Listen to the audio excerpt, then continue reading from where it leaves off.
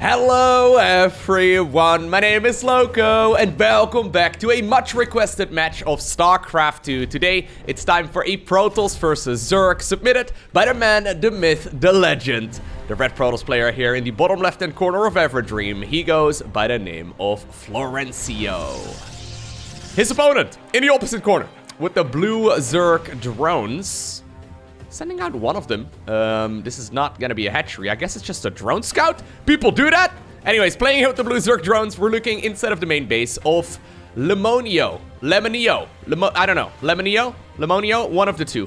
Ooh, oh my god. Okay, here we go. For those of you that have never seen Florencio'S games before, this man is a trickster. He loves going for strange strategies. This is like, I don't know, 12 or so probes stacked on top of each other, made to look like just a single scouting worker is going across the map. Now, Lemonio right over here, or Lemonio, whatever his name is, he was gonna scout the main base, but right now he decides to put a proxy hatchery right over here on the side of the Protoss. Oh my god, he was actually gonna scout this.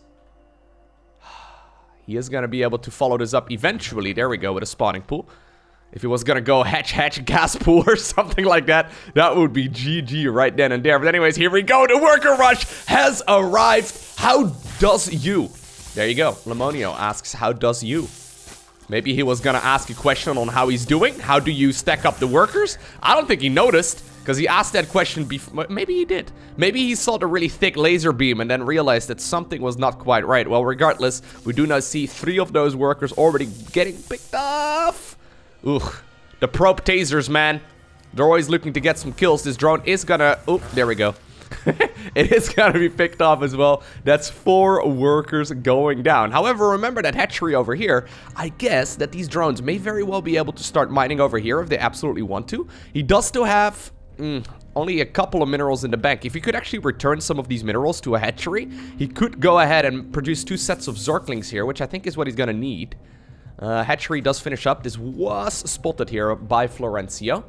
By the way, this is a Zerg player with a Protoss portrait. Isn't that like the win 1000 1v1 games with Protoss portrait? I think it is. Anyways, he's got that one spinning around on the hatchery. He's a traitor, man.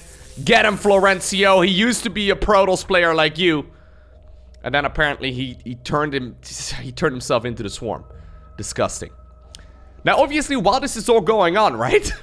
Florencio did cancel the gas geyser, which opened up a little bit of economy. Actually, another drone falls. It opened up a little bit of economy there for him to continue making probes.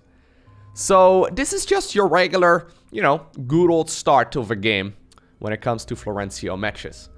Now, 2 Zerglings. Is that going to be enough to make up for that difference in probes? So this is 2, 4, 6, 8, 10, 12, 14 probes? 14 probes to like... Yeah, I think this might be enough. Assuming... Oh, well, assuming he doesn't just randomly lose all of these. Oh my god. No! Oh, good! Oh, Zerg! Mineral walk, please! It hurts! It hurts to watch this, man! As a Zerg player at heart, that was some of the worst micro he could have pulled off. Oh my god. Is he gonna lose all the workers? If he loses every single worker, oh my god. Okay, alright. That shows you the strength of Zerglings, I suppose, right? Just a couple of Zerglings without speed or anything like that. Eventually, they managed to clean all of that up, but at the cost of quite a couple of those drones. Alright, so big picture. Not even that terrible. The problem here is that these drones went on a little field trip all the way around the map, and in the meantime, obviously, Florencio was still getting a little bit of income. Now, this is probably the latest possible gateway, so these 4 Zerglings over here, they should be able to get a little bit of work done. So Zerg, by the way, in the meantime, is making drones. He's not going to continue onwards with the aggression. I actually kind of would like to see him making more links. I think he's got a tech advantage, just having a spawning pool. That might actually be quite nice for him. Maybe try... No, I think you... I think you want to continue making Zerglings here and maybe even go after the Nexus, you know? Pull the probes towards you. Maybe he's going to be able to get one. Ooh, I think he could have gotten one there. Zealot, though, right now coming up. So that's going to be very, very helpful. Once that one is out, I mean, a Zealot wins against 4 Zerglings just all on its own. So as long as Florencio keeps dancing back and forth over here, he should be okay. 0 probe kills, actually, so far. That's some nice micro here. A little bit of miss micro as well, obviously, by the Zerg player, but it's kind of funny how those 4 Zerglings are scared of 5 probes. I don't think they necessarily need to be, but pretty sure they could fight that. Anyways, the thing is, obviously, Florencio plays games like this all day, every day. And I can't imagine that this is the first time that Lemonio is in this kind of situation. Oh, wow. Okay. Well, that was not ideal. All of the Zerglings get caught. This gateway over here completing the wall off, preventing the Zerglings from running further. And I guess eventually, there we go, a cybernetic score does come up. Alrighty, so keep in mind, this base over here was taken, right? Yeah, he's gonna add on a couple of drones over there. I like this. This is a rich Vespian geyser, a high yield gas. And basically what it does, it provides you with the income of 2 gas geysers. So in very low eco scenarios, having that gas over there, it's gonna give him, well, enough gas to, for example, make a bunch of Ravagers. I wouldn't mind seeing a Roach Warren go up. The 2 Zealots over here, though, very, very helpful. Ooh, well, very slow response time. Ugh. Ugh. Master League, man, come on, you gotta be a little bit quicker than that. He does start up a Spine Crawler over there. There's an Overlord hanging out. Does he have any units to try and deal with this? Okay, he does have 6 Zerglings coming up. 6 Zerglings aren't going to be able to win against 2 Zealots. But I guess what he could try and do is send those Zerglings into the main base of the Protoss player to force those Zealots to go around. That might actually be reasonable. Maybe Florencio is going to be forced to then recall. Yeah, I like this. There you go. See, Lemonio, you're thinking, man. That's good. That's good. I would just YOLO in on the Zealots and then, you know, critique my games afterwards. But he's thinking. I think that the hatchery, though, yeah, I mean, the Zerglings were just started up a little bit too slowly. The Zealots will indeed be recalled rather into the main base. And, well, the strategy was on point. The speed right there was just not quite what we would have liked to see.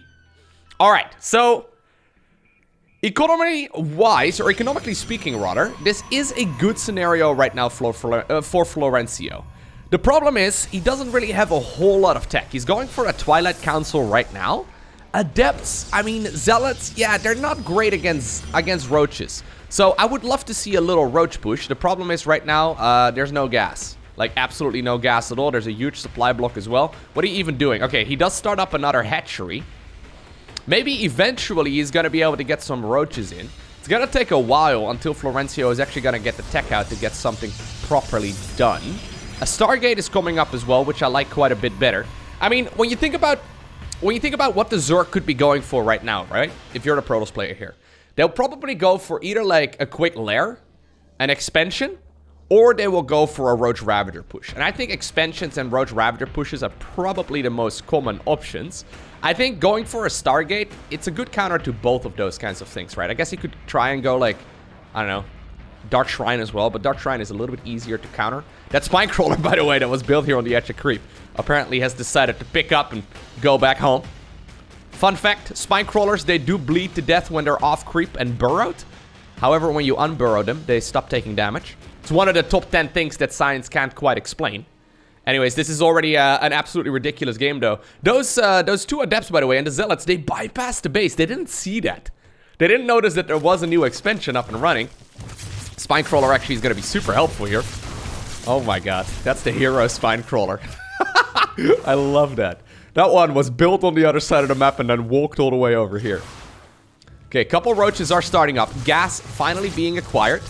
Adepts getting a bit of work done here as well. Brenda starting to take quite a bit of damage there. Brenda the Queen, of course. Alright. Yeah, so here's the thing, right? I don't think you need to YOLO in the Zerglings, to be completely honest with you, but the Roaches are going to be great counters to all of these units. The Zealots go down, and now, well, this Adept is going to be able to shade away, but one of them already fell. I would love to see a big push right now straight across the map, but if you can notice it right there on the production tab, there's a Void Ray coming up. And this is awesome about going for that Stargate, because all of a sudden, right, what is Zerg gonna do? I guess you could go for a Queen push, but that would take forever. Zerg really needs to go up towards a lair, and ideally, I guess, Hydralisks, but then Hydralisks need both of the upgrades before they can actually be useful. Yeah, before Zerg can really deal with a Stargate, they're gonna have to tech up. They're gonna have to tech up. In the meantime, by the way, Florencio also managed to get his own expansion going here. He's gonna follow this up with a Forge, so I'm assuming he probably wants to try and get a little bit aggressive. Honestly, though, if you make a bunch of queens from this hatchery and then push up, you can put down a tumor over here on the high ground. There is actually some potential. Keep in mind, this is the new multiplayer balance patch, so this shield battery over here, it can be overpowered. For those of you unfamiliar, that's a new Nexus ability that basically regenerates the energy on the shield battery very, very quickly. It makes these kinds of pushes significantly weaker. Now, Lemonio, I was almost gonna like completely make it a different name. He didn't quite scout the fact that there is a Stargate here. I guess he'll probably see it in a little bit. Second Stargate actually is coming up as well. But he knows that the most likely follow-up at this point is either a Void Ray or a Dark Templar. And I guess Spore Crawlers are good against both of those, right? Because they're also obviously detectors. But there we go. Your army has encountered the enemy. Hey, it's Total Biscuit. There it is. That's a voice I haven't heard in a little while. Anyways, he is going to be able to maybe bile down some of those. Yeah, no, that's technically never going to happen, right? He's going to be able to maybe try and bile those things down, but it's all a little bit unfortunate. Now, the Queen, I mean, she is starting to do a little bit of damage. One of those Void Rays running dangerously low. Just go in, man. I think you need to go in for the kill. Try and see if you... Oh, my God. Is he really going to hang out here and bile? Yeah, whenever your strategy involves crossing your fingers and hoping your opponent is not paying attention, it's a bad strategy, okay? I know that's a highly regarded strategy on the lower end of the ladder, but whenever your strategy involves crossing your fingers, it's not great. Well, there we go, by the way. The new, great ability. The new shield battery ability right there. More useful in Protoss versus Protoss and Protoss versus Zerg, I swear. Additional Void Rays though, or actually no, additional Void Rays are coming up as well, but the first two have decided to go back home after killing that hatch. Still though, this is a very healthy amount of Roaches and Ravagers. Obviously Void Rays, they're very good against Roaches, but not so great against Ravagers. Maybe they can get some worker kills? I think you need to go after... Oh no, he wants to go to... Oh my God, he's getting greedy. He's getting greedy. Wait, is he? He's just attacking whatever. Oh my God. Yeah, that's sloppy. Manually right now restoring the shields there on the Nexus as well. That is really sloppy, man. Whenever you're in a scenario like that, you want to go for guaranteed damage. And while I think he may have been able to get the Nexus if he would have decided to counter it right away or target it right away, he probably would have been able to get it. Actually, yeah, he certainly would have been able to get it. Yeah, he decided to get a little bit greedy. Now there it is, man. Florencio, once again, showcasing that new ability. It's super powerful. I've seen some insane pushes from Terran get shut down recently in the Protoss versus Terran matchup, where Terran is going for like a marine heavy push and then like one shield battery at the front keeps like 3 stalkers alive indefinitely, and you're like, okay, what are you supposed to do about it? And then you see it. Then you see it in Zerg versus Protoss, and Zerg just lands a couple of biles on it, which obviously is still, you know, gonna make it a little bit stronger. Like Zerg does have to prioritize killing it, so still a nice little defensive buff there as well for Protoss now. One thing I don't really like so much here for Florencio is the fact that he's blocking his own gas geyser. Especially when you're going for gas-heavy units. That is a scenario that you'd rather avoid. Here's the problem, though. This is what I mean, right? Zerg doesn't really have good anti-air. Like, period, honestly. Like, Zerg doesn't really have good anti-air in general. Your options are the Queen, Corruptors, or Hydralisks. Now, in this instance, it is going to be Hydras. There's a bunch of there's a freaking ring of Spore Crawlers around the base here. If you can kill the Hydra, then that would be... Oh, my God. You can probably try and target it. The spores will eventually get there. The problem is, right, so Hydras, they're very, very good against units like this, as long as they have both of their upgrades done. And obviously, by the time that Lemonio found out that this was going to be a Void Ray follow-up, oh, my God. Oh, that's nice. That's really good here for Florencio. Yeah, by the time that he found out, I mean, he was still at hatchery tech, right? So he needed to get himself a lair, and then he needs to get the Hydra then, and then he needs to get the economy to actually make Hydras, and then he needs to get both of the Hydra upgrades, and then about 5 minutes after seeing the Stargate is when Zerg can finally start dealing with those units. It really sort of like shuts down a lot of the aggression here. Now, in natural though, it will be acquired once again. In the meantime, bottom right-hand corner, this is another Florencio classic. This is one of the things that he always does whenever the game gets a little bit crazy. And obviously, this game is absolutely ridiculous. Is that a long-distance drone mining a little bit of gas there? I think it is. He really wants to do return these purple gas bulbs. There it is. Now he travels all the way back across. What a hero. Anyways, this is one of the Florencio moves. He loves going For a Nexus in the bottom right-hand corner or the top left-hand corner or whatever corner the Zerg is unlikely to scout. Obviously, at this point, it's the Protoss player who's got full map control, right? Like, he's gonna be the one that gets to dictate where the Zerg player goes. And apparently, while there is a Spore Crawler push happening right over here as well, going for the Void Race, it resets the timing and the pacing of this game quite a bit. I think that's really the strength of Void Race. It's kind of funny, right? So Void Race, widely considered to be the weakest Protoss unit, but there are some scenarios where they are absolutely awesome. Now, by the way, this is another change that they've made in the new multiplayer balance patch that went live a couple weeks back. The Oracle's Revelation ability now basically costs half energy, but it lasts half as long. By the way, oh my god, I just realized he decided to go for 9 Oracles. I wasn't even paying attention to it, man. I thought he was gonna go for more Void Race. Oracles are absolutely awesome against units like Hydras. They deal flat damage. Hydras have very little hit points.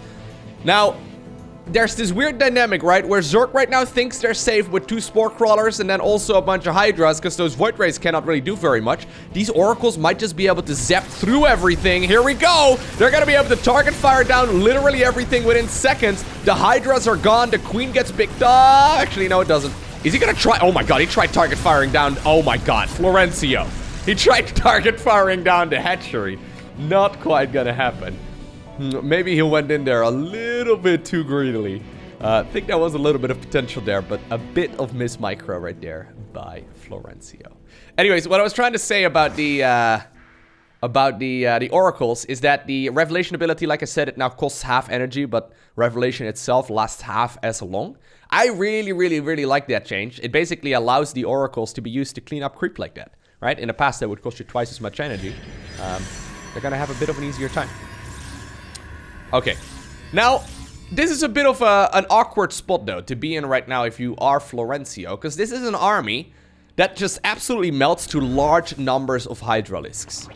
So you can see he's still getting the upgrades, man. I told you this takes forever.